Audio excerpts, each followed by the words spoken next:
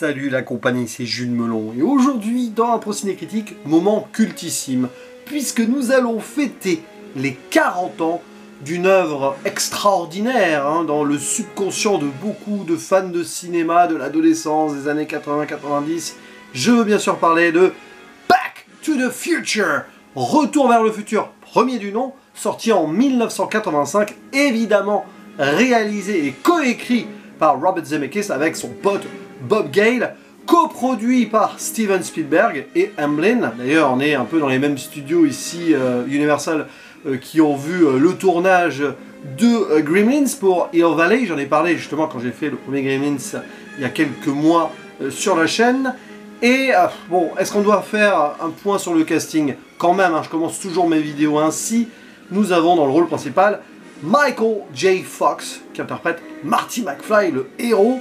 Ça aurait dû être Eric Stoltz, vous connaissez l'histoire, on va essayer de faire le minimum d'anecdotes qui sont de toute façon racontées un peu partout et que tout le monde connaît de toute façon. À ses côtés, dans le rôle du Doc Emmett Brown, nom de Zeus, Christopher Lloyd. Et oui, qu'est-ce que j'ai pu embêter les gens avec mon imitation de ce grand savant fou qu'on adore. Et pour interpréter le père de Michael J. Fox, Crispin Glover, pour le 2 ça sera plus compliqué, on y reviendra. Tandis que la maman est jouée par Lea Thompson, vieillie ou non, parce qu'évidemment on va les voir sur deux temporalités, bon, comme Christopher Lloyd aussi. Tandis que le méchant Biff Tannen, qui déjà dans les événements des années 80 ressemble un petit peu à Donald Trump, ça on en parlera dans le 2, nous avons Thomas F. Wilson, à jamais marqué par ce rôle dans son histoire de comédien. Citons aussi James Tolkien qui joue Strickland. Et allez, beaucoup d'autres gens autour, mais on va pas forcément faire toute une liste. Il y a Billy Zane, par exemple, qui sera dans Titanic plus tard, etc., etc. Très difficile de ne pas aller ici dans les poncifs ou la nostalgie en évoquant une telle œuvre, avec la composition aussi d'Alan Silvestri que j'ai mis vaguement en fond ici, le thème principal qui est rentré dans l'histoire. Silvestri qui avait déjà commencé à collaborer avec Zemeckis sur le film précédent, La poursuite du diamant vert, qui a sauvé un peu la carrière de Zemeckis et Bob Gale, qui avaient commencé ensemble plus ou moins difficilement, mais le précédent a fonctionné. Ils ont pu donc ici proposer leur histoire fétiche qu'ils cherchaient à produire et à réaliser depuis un petit moment, revenant vers Spielberg d'ailleurs, après avoir essuyé les refus de beaucoup de studios. Et l'histoire, elle est simple, Donc au-delà des poncifs et des anecdotes ou nostalgie, on va quand même commencer un petit peu dans le simple avant d'aller plus loin. Nous allons suivre le jeune Marty McFly, qui donc est un ado, on va dire un peu marginal, mais pas trop quand même. Bon, il vit sa petite vie, il n'a pas beaucoup de potes, il a une petite amie quand même, donc en 1985, à Hill Valley, qui est une ville fictive, et qui rêve d'être musicien, etc. Mais bon, il a comme seul véritable ami proche un scientifique qui semble un petit peu à la marge aussi. Donc finalement, on a deux marginaux ensemble. Et un beau jour, ce scientifique, alors c'est très improbable sur le papier, sur le principe, c'est toujours étonnant d'ailleurs de constater cela, il demande à Marty de venir le rejoindre à 1h du matin sur le parking d'un centre commercial, le fameux Two Pines Mall, qui deviendra de Lone Pine Mall après, mais bon, vous connaissez aussi l'histoire. Tout est dans les détails, il y a beaucoup de détails dans ce film, quand on les revoit, ce genre de métrage, on découvre toujours un petit truc. Eh bien oui, à 1h du matin, parce qu'il va lui montrer l'expérience, il a inventé une machine à voyager dans le temps avec une DeLorean. Si elle va à 88 miles par heure, avec 2,21 gigawatts, je crois que c'est ça, c'est pas le même chiffre d'ailleurs en VO, je crois que c'est un peu moins, mais c'est quand même beaucoup. Bah oui, si toutes les conditions se réunissent, il peut voyager quand il veut dans le temps, passé ou présent, au futur surtout. Futur, ça, dans Back to the Future, oui, le titre est intéressant, parce qu'à un moment, Marty va chercher à revenir. Back to the Future. Mais pour le vrai futur, il faudra attendre le 2. Mais bon, petit détail quand même, pour faire fonctionner cette machine, il faut du plutonium. Ce détail sera réglé dans le 2 aussi. Donc il a volé ça à des terroristes libyens, Doc Brown. C'est la façon de montrer aussi comment l'Amérique était dans le cinéma de Zemeckis, qui peut paraître un petit peu étrange de nos jours. Bah oui, les Libyens, ça faisait partie des ennemis au sens large de Ronald Reagan et de l'Amérique de l'époque. Mais il n'était pas réganien. Zemeckis, il s'en moque un peu d'ailleurs, il transfère Reagan dans l'idée que c'était un acteur dans les années 50. Quand Marty arrive dans les années 50, on voit une affiche d'un film avec Reagan. C'est très amusant. L'acteur! Non, non, président. Bon, Et du coup, bah, il va être envoyé en 1955 par erreur, Marty, parce que c'était là, il avait programmé une date hasardeuse, Doc, parce que c'est le jour où il avait eu l'idée du convecteur spatio-temporel. Et le problème, il a du malheur enfin il a de la chance dans son malheur, pardon, Marty, c'est qu'il va débarquer là, bon, au milieu de ses parents et tout, ça va poser problème, mais quelques jours à peine, une semaine avant le fameux gros orage qui a mis fin à l'existence de la grande horloge de la tour de Clock Tower de Hill Valley, c'est grâce à cela, à l'énergie de la foudre, qu'on pourra espérer envoyer Marty à son époque, puisque pour le plutonium à l'époque, justement, c'était un peu compliqué. C'était peut-être la guerre froide en 1955, mais le nucléaire... dire que d'ailleurs, les balbutiements du premier scénario, imaginez justement qu'on allait jouer sur le vrai nucléaire de l'époque. C'est un petit peu compliqué quand même, vu l'histoire. Et donc, bah, Marty va essayer de revenir à son présent, en rencontrant le Doc du passé, mais malheureusement, il va tomber sur ses parents, il va y avoir une double quête. Certes, regagner son époque, mais aussi faire en sorte d'exister. Je reviendrai sur ce point, puisqu'il empêche la rencontre amoureuse de Lorraine et de George, et du coup, bah, sa mère, en mode cringe, hein, tombe amoureuse de lui. Mais bon, elle ne sait pas que c'est son fils, évidemment, etc. Ce qui est très osé quand même dans l'écriture. Ce qui fait que Disney a refusé d'ailleurs de produire le film, il me semble. Bon, et après, bah, c'est rentré évidemment dans l'histoire, le panthéon de, on va dire, ce cinéma de divertissement efficace blockbuster à l'américaine. Et justement, j'ai essayé de le revoir là d'une autre façon, parce que ça, c'est le genre de film que je connais par cœur. Bien que je préfère le 2, mais ça j'en parlerai le temps venu. Le 1 est tout aussi extraordinaire au final, les deux fonctionnent ensemble. Et le 3 est intéressant aussi. Hein. Lui aussi je l'évoquerai, parce que là je vais les enchaîner quelques semaines près, quoi. Quelques semaines, quelques mois près. Et j'ai essayé donc de le revoir en ayant un autre regard. Parce que forcément, avec l'expérience du cinéma, l'expérience de la vie, on essaye de comprendre aussi pourquoi c'est culte, pourquoi ça marche. Et est-ce que c'est parce que c'est culte et que ça marche et que, voilà, on adore tous, que ça en fait un bon film est-ce qu'il n'y a pas des défauts? Bon, les défauts, on peut les avoir, on les a, dans la représentation peut-être géopolitique de l'époque, mais bon, ça en dit un peu long aussi. C'est que Zemeckis, certes, considéré comme démocrate, mais bon, on reste quand même dans une Amérique. Quand bien même, il retourne certains codes de l'Amérique aussi, puisqu'il met quand même en avant des marginaux, des anti-héros sur le papier. C'est pas le cinéma réganien avec des Stallone ou Schwarzenegger. Loin de là. On est plus proche d'une approche à la Spielberg aussi. C'est-à-dire des gens, une classe moyenne, typique, et qui cherchent peut-être des rêves qu'ils n'ont pas eus, et peut-être des nouveaux rêves vont s'offrir à eux. Hein, j'extrapole. Mais en s'affranchissant d'obstacles assez étonnants. Et ce qui est étonnant aussi, bon bah, on peut voir aussi certaines choses, l'idée donc du père et du fils, il y a cette relation-là qui est extraordinaire. Voilà, c'est là où j'ai ressenti quelque chose de plus dans ce visionnage. J'allais dire un truc, ah oui, aussi une petite polémique, alors qui n'en a pas vraiment été une, mais que l'ami Samir de la chaîne Microciné avait évoqué dans une de ses émissions, le moment d'appropriation culturelle quand il joue Johnny B. Goode, Marty. Et donc c'est lui qui aurait inventé ce standard culte qui donc a été créé par des Afro-Américains. Mais bon, c'est juste une boucle de circonstances, dans le sens où, de toute façon, pour Marty, Johnny B. Goode existait déjà, et la vraie origine du morceau, c'est quand même Chuck Berry.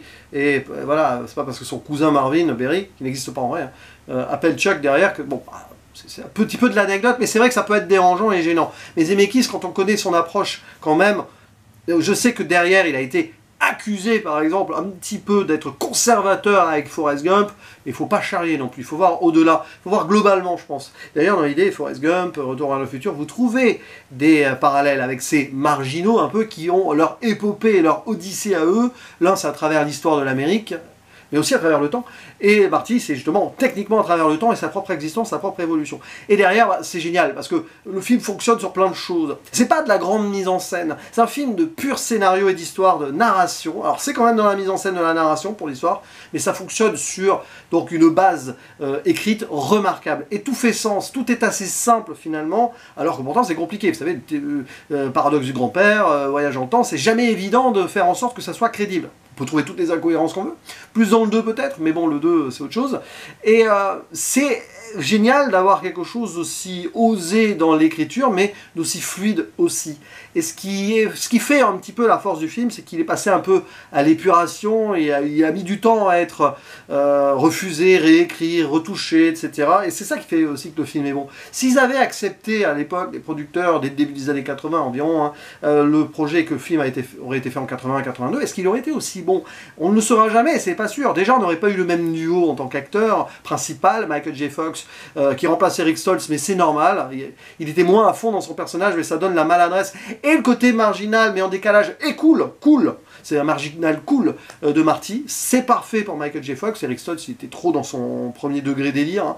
Et le duo qui forme avec Christopher Lloyd, les deux opposés mais quand même proches, ça donne une amitié totalement atypique qui renforce, je pense, l'idée du film et sa folie, tout en... Ça nous fait aussi accepter l'extraordinaire histoire donc oui, épopée, hein, je sais pas d'autres mots, de ce duo aussi qui converse à travers le temps indirectement d'une certaine manière. Et la façon dont les deux interagissent à l'écran, c'est génial. Le montage joue là-dessus aussi.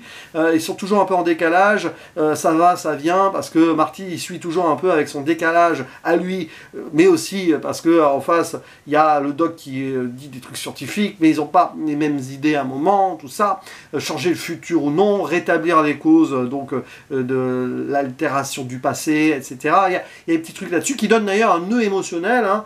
Je ferai une légère zone spoiler quand même pour ceux et ceux qui n'ont pas vu. Ouh là là, est-ce qu'il y a plus de 2 personnes qui vont tomber sur cette vidéo n'ayant jamais vu Retour vers le futur? Je ne sais pas. Vous me direz en commentaire si vous avez découvert cette vidéo avant le film, parce que ça serait extraordinaire. Mais oui, je ferai un petit truc parce qu'il y a un moment très fort autour d'une lettre, hein, j'en dis pas plus, par rapport aux événements quand il part dans le passé. Et donc, il y a ça qui fonctionne super bien. Christopher Lloyd au top, Michael J. Fox au top. Biff Tannen, sous les traits de Thomas F. Wilson, le harceleur absolu, avec sa bande de potes racistes et tout. D'ailleurs, on voit aussi le côté progressiste ici de Robert Zemeckis, avec le personnage de Goldie Wilson, qui deviendra mère plus tard, et qui est juste balayeur. Mais là aussi, c'est comme pour Chuck Berry, on se demande si c'est pas Marty qui aurait donné l'idée d'émancipation plus tard, parce que c'est lui qui dit « Ah, il sera mère !»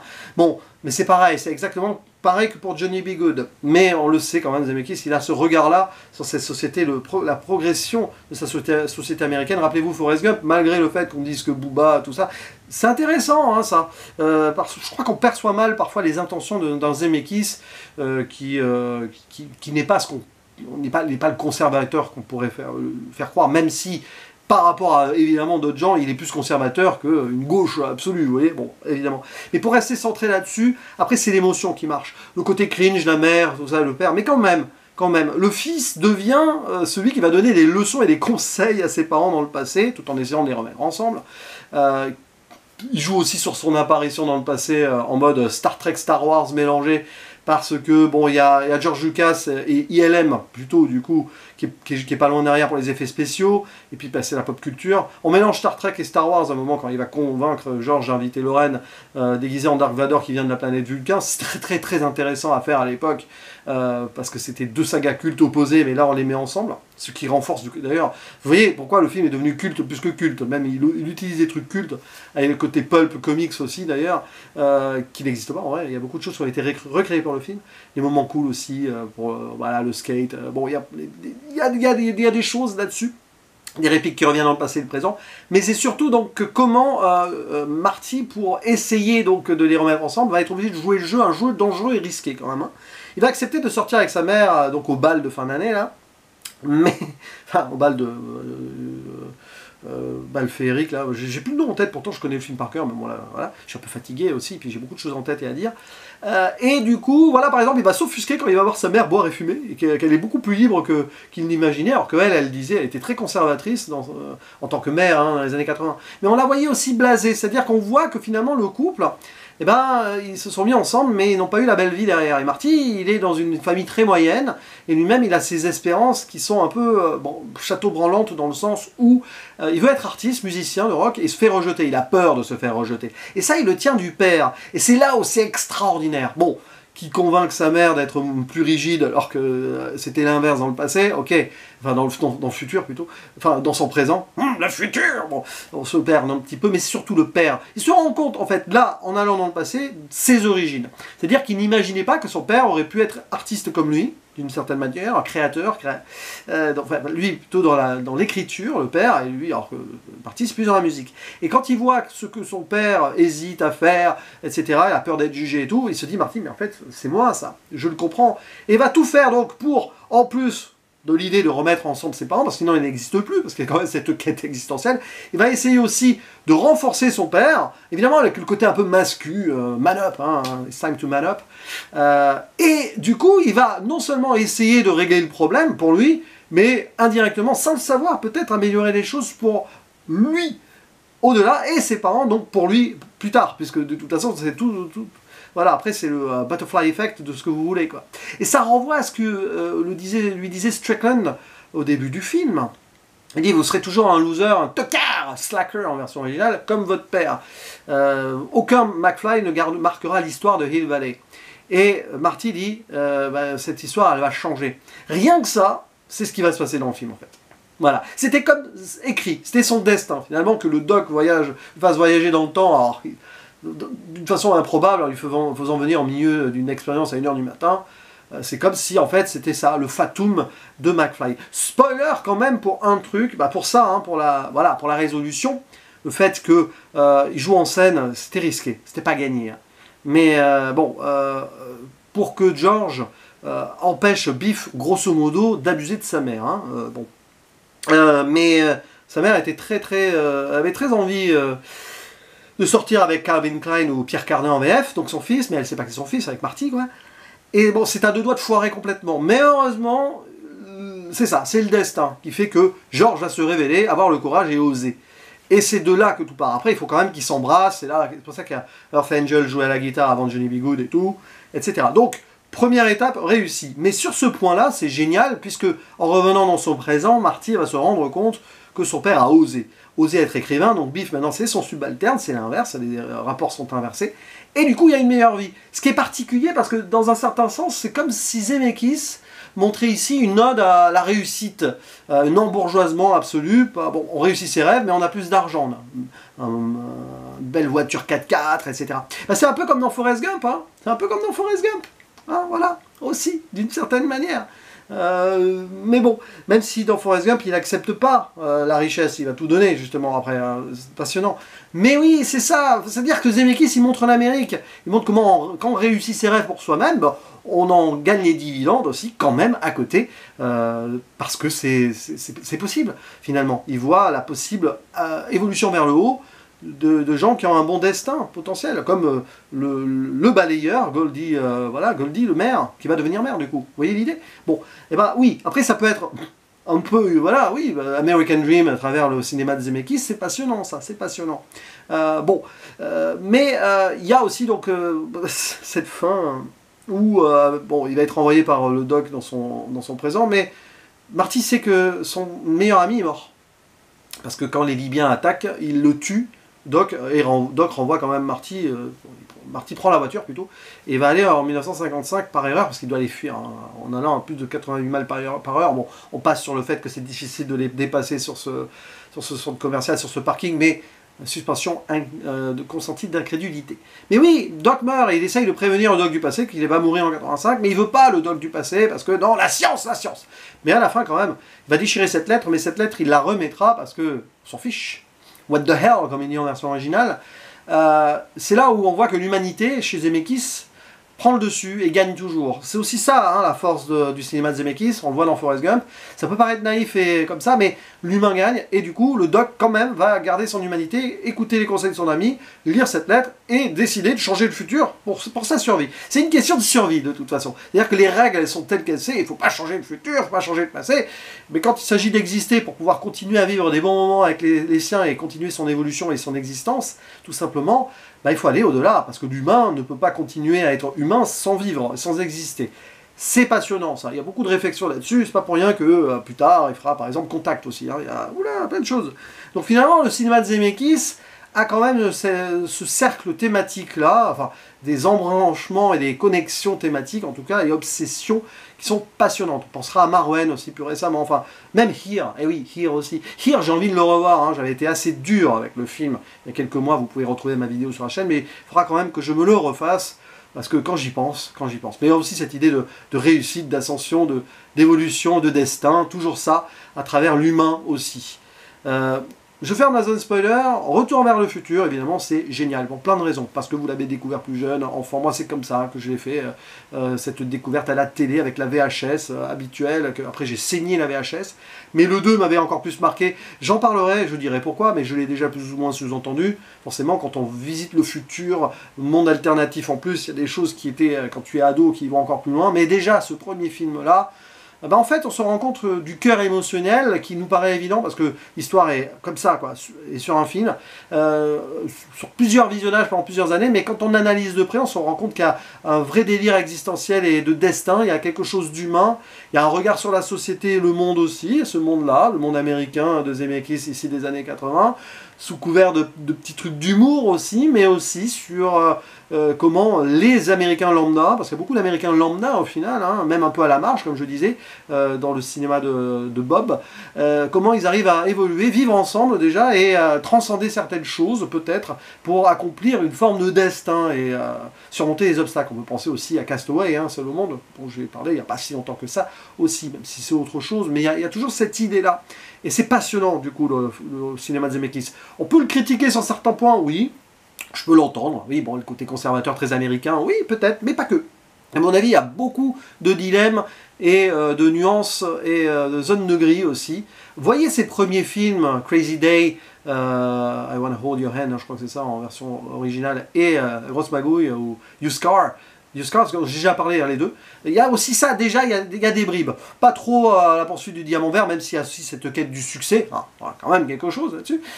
Toujours la quête d'une certaine élévation, si ce n'est de survie aussi sociale, mais transcender aussi les obstacles et affronter donc le fatum et son existence, pour parfois tout simplement réussir à la contenir, la poursuivre, ou pour la faire progresser. Mais vous voyez, il y a une idée de progression quand même, toujours dans le cinéma de Zemeckis. N'hésitez pas à dire en commentaire ce que vous pensez donc de ce métrage, d'autres choses que je n'ai pas évoquées, parce qu'il y a plein de scènes, évidemment, le fait que Marty ait inventé le skateboard, pourquoi pas, hein.